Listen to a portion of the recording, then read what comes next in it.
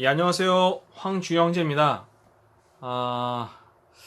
지금 제 앞에 비록 성도님들이 계시지 않으시지만, 성도님들에 대한 사랑과 그리움을 담아서 이 시간 아버지 하나님의 말씀을 가지고 함께 교제를 나누길 원합니다.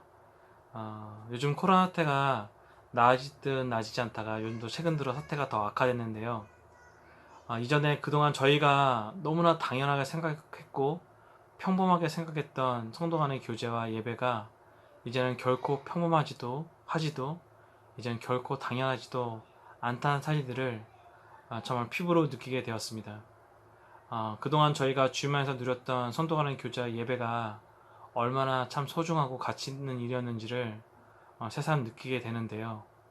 참 인생은 그렇게 무언가를 잃어버리고 무언가를 잃는 고통을 통해서 그 잃어버린 바에 대한 그 갈망과 그 잃어버린 바에 대한 그 소중함과 그 의미를 다시금 새롭게 이해하고 생각하게 된 것 같습니다. 이런 측면에서 오늘은 누가복음 15장에 있는 세 가지 비유를 통해서 말씀을 나누고자 하는데요.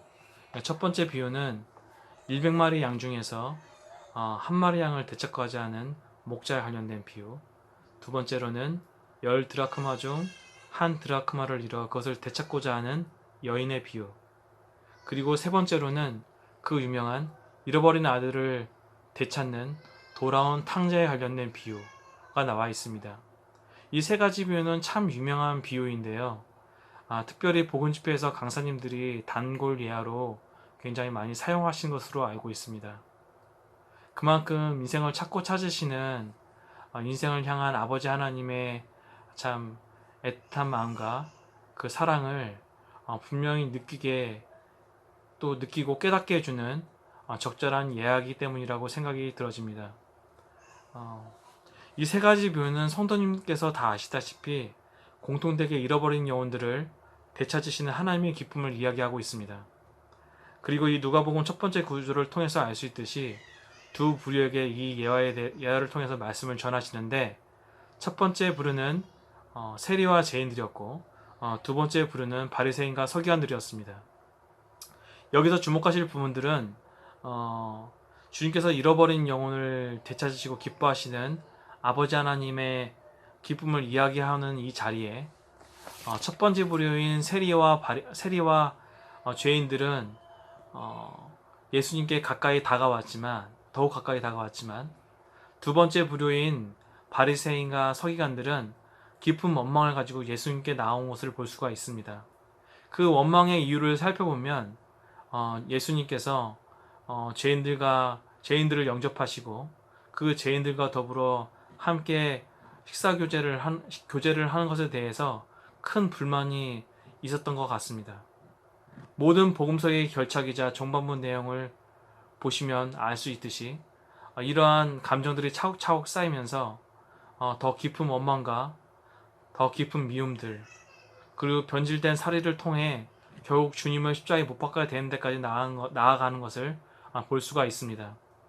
어쩌면 그들은 주님이 죄인들과 자신을 동일하게 여기시고, 그리고 그 죄인들 향해 가시는 주님의 그들을 향한 애틋함, 불쌍히 여기시는 마음을 보면서 오히려 자신들보다 그들을 향해 가지시는 관심과 사랑에 대해서 어, 질투와 불만을 가졌을 것이라고 생각이 들어집니다. 결국 그 질투가 주님을 향한 사리로 변질이 됐는데, 사실 주님은 이 세 가지 예를 말씀하실 때 그 대상이 주님이 불쌍히 여기시는 세리와 죄인들에게만 국한된 것이 아니라 그것에 모인 모든 사람들, 어쩌면 이 예화를 전해 듣는 모든 인생들이 그 대상이었고, 그 모든 인생에 이르기까지 인생을 찾고 찾으시는 아버지 하나님의 사랑을 참 깨닫게 하시기 위해서 이 세 가지 비유를 말씀하셨습니다. 그런데 세리와 사기관들과 바리새인들은 그 부분들을 이해하지 못했고 주님의 마음을 전혀 이해하지 않았습니다. 사실 저는 이 말씀을 대하면서 왜 그들은 주님의 사랑을 그토록 왜곡되게 받아들였을까? 그 이유가 과연 앞서 이야기했던 대로 단순한 원망과 질투 때문이었을까? 라는 생각이 문득 들었습니다. 대체 그들은 무엇을 상실하고 잃어버렸기에 하나님의 사랑에 대해서 적절한 반응을 하지 못하였을까요? 그들에게는 하나님을 알아가는 지식과 지혜가 그 어떤 일반인보다도 탁월했지만은 무엇보다 가장 중요한 하나님의 마음을 알아가고 이해하는 복은 부족했다는 생각이 들어집니다. 그것은 아무리 수많은 세월 동안 그들의 조상들로부터 전하여지고 그렇게 축적되어진 정말 방대한 지식과 지혜와 그런 영적 유산이 있을지라도 결국 그것을 통해서 얻을 수 없으며 그것을 통해서 이해할 수 있는 것이 아니라는 사실들을 그들은 깨닫지 못했습니다.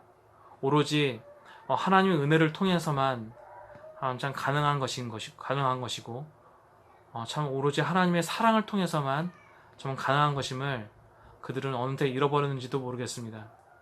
한때 저도 주님을 믿고 믿음 생활을 해온 지가 10수년이 되었던 때 같은데 시간이 흐를수록 주님을 향한 사랑이 더욱더 깊어져야 하는데 그렇지가 않고 또 그분의 마음을 이해하는 폭도 넓어지지가 않았습니다.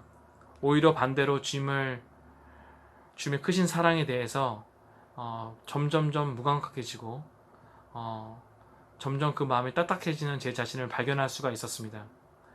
그렇게 딱딱해지고 상실된 마음으로 살다 보니까 또 그렇게 사라지게 되더라고요. 신기하게 그 상태가 익숙해져 버렸습니다. 근데요, 제가 그런 상태에 있을 때 주변에 있는 성도님들이 제가 영적 상태가 굉장히 좋으신 줄 아시더라고요. 참 이상한 기분이었습니다.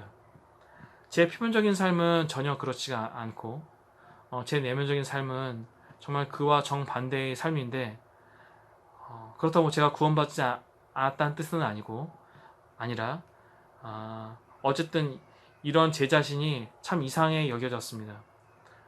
그래서 당신이 어쩌면은 스스로 괜찮다, 별 문제 없다 그런 생각을 위안을 삼으면서 그냥 표면적인 삶에 집중한 채 제 내면의 문제는 덮어두고 그렇게 살아왔습니다. 근데 오랜 시간이 지나서 주님께서 허락하셨다고 믿는데 들어지는데 당시 제게 여러 가지 어려움들을 굉장히 여러 차례 주셨습니다. 결국 제 내면의 본질적인 문제들을 드러내시고 결국 딱딱한 제 마음을 허무시고 참 주님의 사랑으로 회복시키셨습니다만 사실 깨닫게 되는 바는 모든 문제가 그러하듯 특히 자신 내면의 문제에 관해서는 자신의 문제가 되는 부분을 직시하고 그것이 설령 자신의 나약한가 스스로 인정하고 마주하기에 불편한 진실이라고 할지라도 그 앞에 마주서지 않는다면 인생은 결코 나아질 수 있는 기회를 얻을 수 없다는 것입니다. 특별히 신앙 문제에 관련돼서 제 자신을 아무리 감추어도 결국 그 모든 것을 꿰뚫어 보시는 하나님은 결코 속일 수가 없습니다. 모든 문제는 결국 드러나게 되어 있습니다.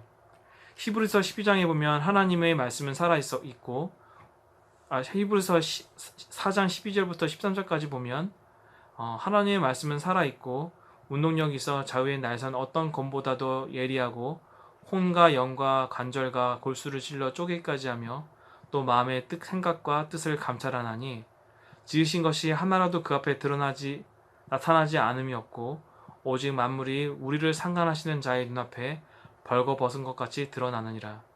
하나님께서는 우리의 모든 문제를 헤아리시고 다 아십니다. 사실 저는 제가 주님을 영접하고 주님을 정말 많이 사랑한 줄 알고 생각했습니다.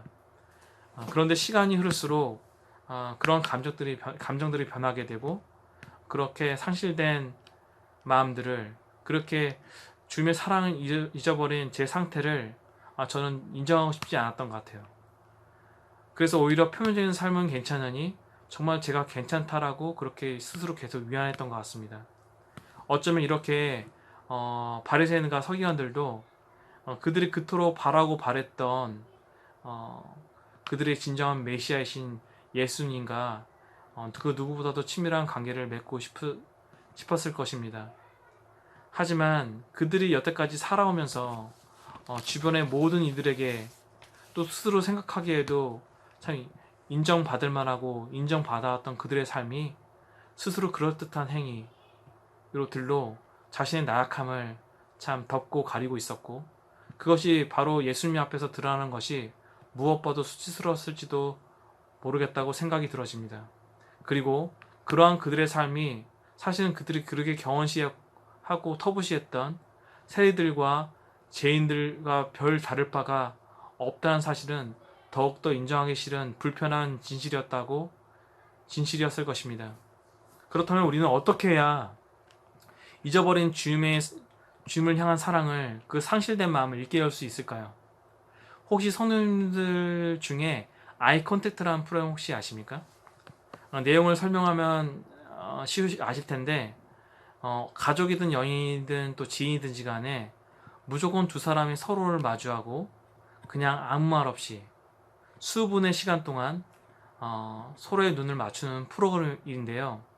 이게 참 신기한 게, 특별히 아무 말도 하지 않고 서로의 눈을 이렇게 마주치는 것 뿐인데도 그 시간 동안 오히려 더 수만 마디의 말들이 오가고 있고 수만 개의 감정들이 다 교차하는 것들을 참 볼 수가 있었습니다. 참 때로는 애증과 사랑과 용서와 용납, 그런 것들, 여러 가지 감정이 교차한 이후에, 그 이후에 두 사람이 이제 말을 열면서 허심탄회하게 서로의 감정들을 솔직하게 얘기하게 되고 그렇게 서로 간에 회복하는 장면들을 볼 수가 있는데요. 바로 첫 번째는 마주하는 것입니다. 바로 자신과 마주하는 것입니다. 우리는 가끔 너무 바쁘다는 핑계로 그렇게 시간 찰필 미루면서 자인 삶을 되돌아보는 여유를 잃어버린 지가 너무 오래되었습니다. 가끔은 본인 스스로와 마주해 보는 것은 어떠신지요? 스스로의 약함을 마주하고 깨닫는 것, 그리고 그런 자신 상태를 객관적이고 그리고 하나님의 관점에서 바라보고 해결책을 찾는 것이라고 생각이 들어집니다. 세 가지 예화 중 탕자에 관련된 비유에서 이러한 부분을 생각해 보게 되는 구절이 있는데 한번 읽어보도록 하겠습니다. 탕자가 아비로부터 재산을 나누어 받아서 타지에서 다 허비한 이후에 타지에 흉년이 들어 궁핍하게 되었습니다. 그 이후에 하는 고백인데 15절부터 읽어보게 되면, 가서 그 나라 백성 중 하나에게 부처사니 그가 저를 들로 보내어 돼지를 치게 하였는데 저가 돼지 먹는 지엽 열매로 배를 채우고자 하되 주는 자가 없는지라. 이에 돌이켜 가로되 내 아버지에게는 양식이 풍족한 품권이 얼마나 많은고 나는 여기서 줄여 죽는구나. 내가 여기서 아버지께 가서 이르기를 아버지여 내가 하늘과 아버지께 죄를 지었사오니 지금부터 아버지의 아들이라 일컬음을 감당치 못하겠노라. 나를 품꾼의 하나로 보소서 하리라 하고 이에 일어나 아버지께로 돌아가니라. 이 상식적인 측면에서 보게 되면 탕자는 참 뻔뻔한 사람입니다. 모든 재산을 다 탕진하고 이제는 궁핍하게 되니까 그래서 비로소야 자신이 얼마나 큰 실수를 했는지를 깨닫게 되었습니다. 아버지 품에 있을 때가 참 좋았는데, 그때를 회상하면서 내가 설령 이제는 아버지에게 아들로 인정받지 못하고 이제는 품꾼 중에 하나로 인정받더라도 아버지께 돌아가야겠다, 그렇게 고백을 합니다. 그런데요, 탕자가 돼지 우리에서 지엄 열매로 주른 배를 채우면서 후회하는 비참한 지경이었지만, 그가 그 상황을 통해서 자신이 아버지에게 얼마나 큰 죄를 지었는지, 그렇게 스스로의 삶을 참 돌아보지 않았다면, 그리고 그가 이전에 아버지의 품 안에서 누렸던 사랑과 은혜를 기억하지 않았더라면 그가 과연 아버지께로 돌아가고자 하는 용기가 생겼을까요?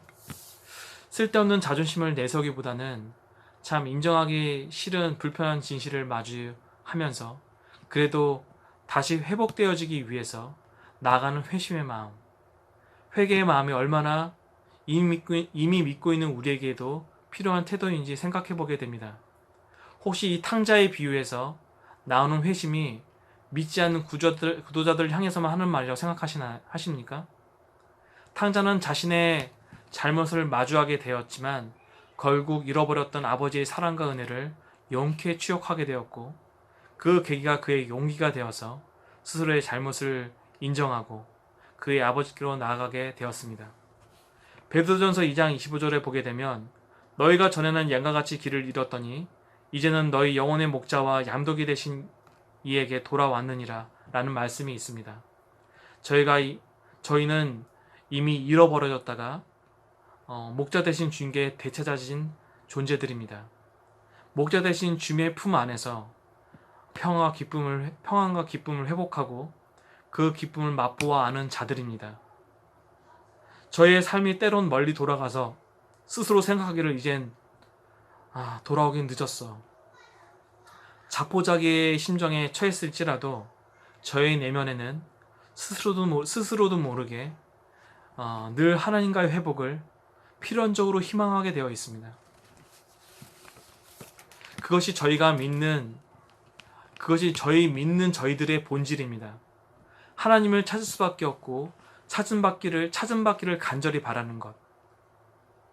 그리고 두 번째로 가장 중요하다고 생각이 들어지는 요소인데, 먼저 첫 번째 말씀드렸던 대로 누가복음 15장에 나오는 세 가지 비유는 공통되게 잃어버린 영혼을 되찾으시는 하나님의 기쁨을 이야기하고 있습니다.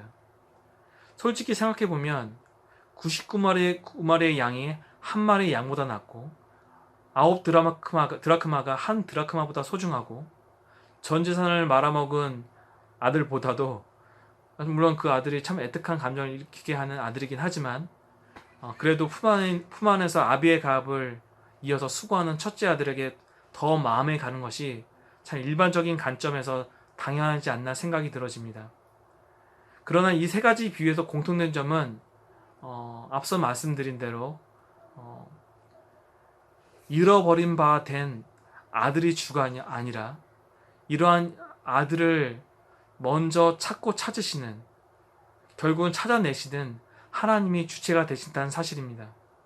잃어버린 양을 찾아 나선 양의 주인, 작은 드라크마를 찾기 위해 밤새 등불을 켜고 찾는 여인, 아들이 저 멀리서 오고 있는데 치근한 마음이 들어서 얼른 달려가서 얼싸안고 입을 맞추는 아버지.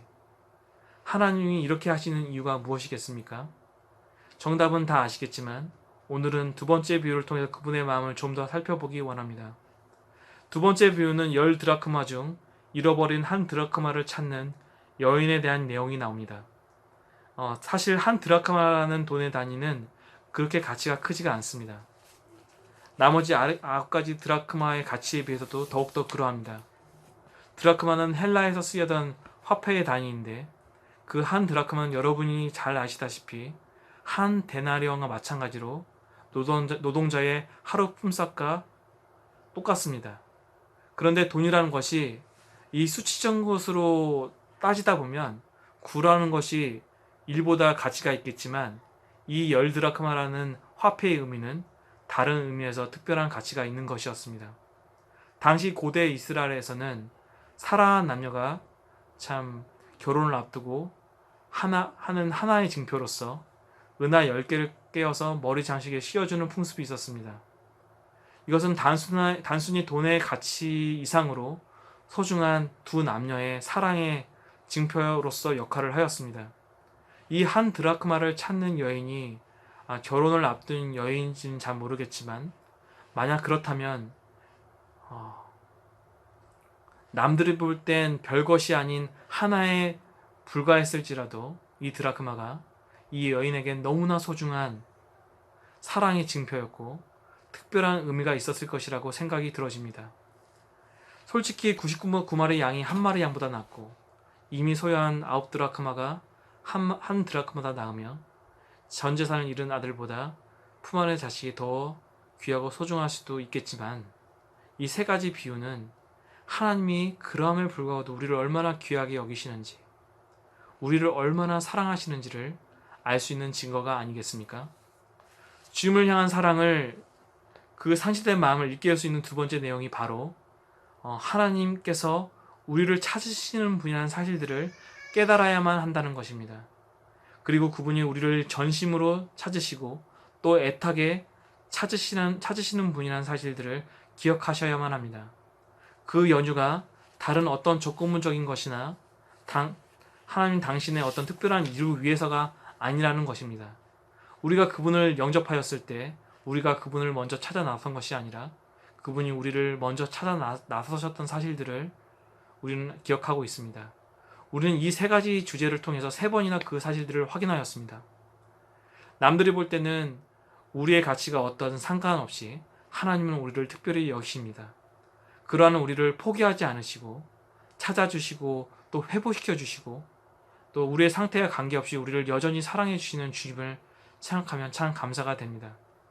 이렇게 하나님이 우리를 향한 마음, 우리를 찾아주시는 하나님 앞에 나갈 때, 그러한 하나님의 시선과 마주하게 될 때 비로소야 내가 얼마나 하나님께 귀한 존재였는지 진정으로 발견하게 되고, 언제든지 쓰러졌다가도 다시 일어서서 여전히 변치하시는 하나님께 나아가는 담대함과 용기를 얻을 수 있다고 생각이 들어집니다.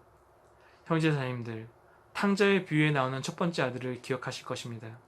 이 첫째 아들이 돌아온 둘째 동생을 대하는 아버지의 호의를 보면서 분개하는 장면이 있습니다.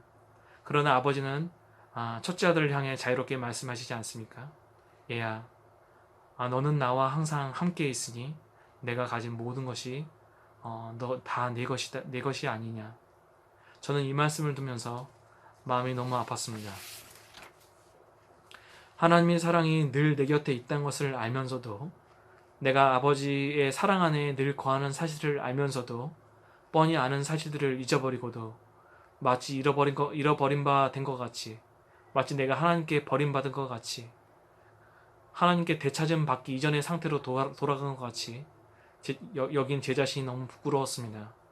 사랑하는 성도 여러분, 기억해 주십시오. 세 번째 비유에 나오는 구절 중 돌아온 둘째 아들을 향해 아버지는 단순히 떠났다가 돌아온 아들에게 죽었다가 다시 살아난 아들과 같다고 말씀하셨습니다. 그렇게 애틋한 고백을 하셨습니다. 우리에게는 우리의 삶 가운데 하나님을 잊어버리고 사는 것이 단순히 잠깐 잊어버림에 불과하겠지만, 하나님께서는 그것이 마치 사랑하는 자녀의 죽음과도 같은 고통이고 아픔이라는 사실을 말입니다. 우리의 사랑은 늘 변해서 그 고통이 아무렇지 않을지도 모르겠지만, 변치 않는 사랑을 하시는 그분께는 늘 그 고통을 껴안고 우리를 사랑하시는 것이나 마찬가지입니다. 그래서 그토록 연약하고 작고 작아서 어디 숨어있는지 꼭꼭 숨어있는 저희를 늘 찾으시는 분이라는 사실들을 기억해 주십시오. 그래서 그토록 성도 여러분과 제가 받은 하나님의 사랑으로 늘 새롭게 하십시오. 이것은 전혀 다른 종류의 하나님의 사랑을 찾는다는 뜻이 아니라, 우리가 이미 소유하였지만 이미 우리가 누리고 있는 우리의 삶 가운데 관여하시는 하나님의 사랑을 세세히 살피고 발견하시고 또 경험하시길 바랍니다. 자신의 나약함을 마주하고 솔직해지시고, 또 그래서 겸손한 가운데 주님께 나아가셔서 결국 나를 찾으시는 참 하나님을 마주하시기 바랍니다.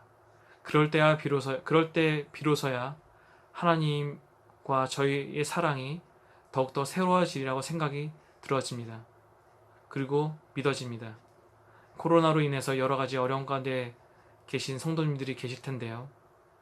예전과 같이 참 많은 북적인 가운데 성도님과의 교제가 제한되어져 있고, 참 이 시간 이렇게 모이기 쉽지 않은 상황이지만은, 이 고요하고 조용한 이 시기에 주님과 둘만의 시간을 가지시고, 그래서 그 시간을 통해서 정말 더 친밀한 교제와 더불어 많은 위로와 격려를 받으시길 기도합니다. 이 부족한 형제의 기도를 들어주신, 그리고 멀리 떨어져 계시지만 마음 가운데 늘 가까이 계시는 형제 자매님들께 감사드리며 이로써 모든 교제를 마치도록 하겠습니다.